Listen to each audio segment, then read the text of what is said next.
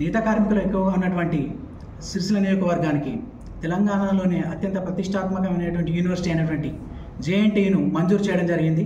అదేవిధంగా తాత్కాలికంగా అగ్రహారం డిగ్రీ కాలేజ్లో తరగతుల కోసం బిల్డింగ్ను కూడా ఇవ్వడం జరిగింది. అందులో గత 2 విద్యా సంవత్సరాలు క్లాసులు నడిచినాయి. ఆ తర్వాతి క్రమంలో 2023 ఆగస్టులో గౌరవ మంత్రి కేటీఆర్ గారు తంగలపల్లి శివారులోని మండపల్లి గ్రామ పరిధిలో ఉన్నటువంటి 20 ఎకరాలను అప్పటి ఎంఆర్ఓ గారితో అప్పుడున్న ప్రిన్సిపాల్ విజయ్ కుమార్ గారికి శాంక్షన్ చేయడం జరిగింది. కానీ ఎప్పుడైతే బీఆర్ఎస్ పార్టీ అధికారం పోయిందో కాంగ్రెస్ పార్టీ నాయకులు జేఎన్టీయూ అనే విషయాన్ని మర్చిపోయారు. సిరిసిల్ల నియోజకవర్గంలో జేఎన్టీయూ ఒకటి ఉందన్న విషయం కూడా కాంగ్రెస్ పార్టీ ప్రభుత్వం మర్చిపోయింది. ఎంత ఘోరమైన విషయం అంటే స్థల సేకరణ అయినప్పటికీ కనీసం సంవత్సర కాలంలో తట్టెడు మన్ను కూడా తీయలేదు, బిల్డింగ్కు 1 రూపీ కూడా శాంక్షన్ చేయలేదు. కేవలం కేటీఆర్ గారు జేఎన్టీయూను సిరిసిల్లకు తీసుకొచ్చిరనే ఒక్కొక్క కారణంతో ఈ జేఎన్టీయూకు ప్రిన్సిపాల్ని అలకేట్ చేయట్లేదు, ఇన్ఛార్జ్ ప్రిన్సిపల్తో నడిపిస్తూ ఉన్నారు, ఫెసిలిటీస్లో విద్యార్థులు చాలా ఇబ్బంది పడుతూ ఉన్నారు, బిల్డింగ్ కన్స్ట్రక్షన్ కూడా జరగలేదు, హాస్టల్స్ కూడా టెంపరీ హాస్టల్స్ రన్ అవుతూ ఉన్నాయి. ఇటువంటి దుర్భరమైన పరిస్థితిని అక్కడ విద్యార్థులు అనుభవిస్తూ ఉన్నారు. రేవంత్ రెడ్డి గారికి విద్యార్థుల మీద అంత కోపం, పగ, కక్ష ఎందుకు? కేవలం సిరిసిల్లలో జేఎన్టీ ఉన్నందుకు మాత్రమే ఇటువంటి కక్ష సాధింపు చర్యలకు పాల్పడుతున్నారా? మేము ఒక్కటే హెచ్చరిస్తూ ఉన్నాం. రేపు ముఖ్యమంత్రి గారు రాజన్న సిరిసిల్ల జిల్లా పర్యటనకు చేస్తూ ఉన్నారు. మీరు ముందు బిల్డింగ్ నిర్మాణానికి ఫండ్స్ రిలీజ్ చేసిన తర్వాతనే వెమ్లాడ పర్యటనకు రావాలి, లేకపోతే జేఎన్టీ విద్యార్థులతో కలిపి మేము మీ పర్యటన అడ్డుకుంటామని చెప్పేసి హెచ్చరిస్తూ ఉన్నాం. అదేవిధంగా పోయిన సంవత్సరం 700 ఉన్నటువంటి స్ట్రెంత్ ఈ సంవత్సరం అందులో టెక్స్టైల్ ఇంజనీరింగ్ కోర్సు కూడా జాయిన్ చేయడం జరిగింది.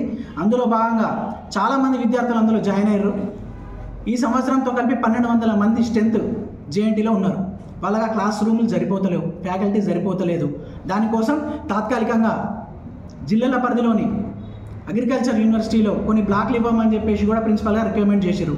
దానికి కూడా బీసీ పర్మిషన్ ఇవ్వట్లే. ఇటువంటి అనేక సమస్యలతో జేఎన్టీయూ సతమతం అవుతుంటే నిమ్మకు నీరెత్తినట్టు గత సంవత్సర కాలంలో ఒక్క విద్యారంగంపై ఒక్క సమీక్ష కూడా చేయకుండా, విద్యాశాఖకు మంత్రిని కూడా లేకుండా విద్యార్థుల మీద కక్ష కట్టినట్టు వ్యవహరిస్తున్న రేవంత్ రెడ్డి గారికి మేము హెచ్చరిస్తూ ఉన్నాం.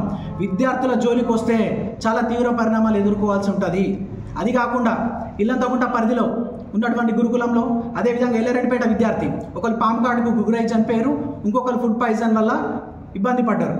ఇటువంటి ఎన్నో సంఘటనలు గురుకులాల్లో జరుగుతుంటే కూడా కనీసం ఇప్పటి వరకు విద్యారంగంపై సమీక్ష చేసిన దాఖలాలు లేవు.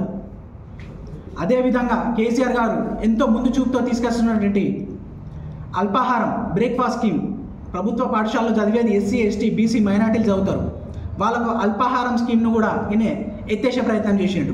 గురుకులాలను ఎత్తేసే ప్రయత్నం చేస్తూ ఉన్నాడు. ప్రభుత్వ విద్యారంగాన్ని నీరుగార్చే ప్రయత్నం చేస్తూ ఉన్నాడు. అదేవిధంగా మొన్నటికి మొన్న రాజన్న సిరిసిల్ల జిల్లా పరిధిలో ఉన్నటువంటి రీయింబర్స్మెంట్ రావట్లేదని చెప్పి ప్రైవేట్ జూనియర్ కాలేజీలు మరియు డిగ్రీ కాలేజీలు విద్యార్థులను మీరు ఫీజులు కట్టాలి, గవర్నమెంట్ మాకు డబ్బులు ఇచ్చే పరిస్థితి లేదు, మీరు ఫీజులు కడితేనే మేము క్లాసులు చెప్తాం, లేకపోతే లేదని చెప్తే విద్యార్థులు క్లాసులు బైకాట్ చేసినటువంటి పరిస్థితి. ఇటువంటి అనేక విద్యారంగ సమస్యలు ఉంటుంటే నిమ్మకు నీరెత్తినట్టు ప్రవర్తిస్తున్న రేవంత్ రెడ్డి గారిని మేము హెచ్చరిస్తూ ఉన్నాం.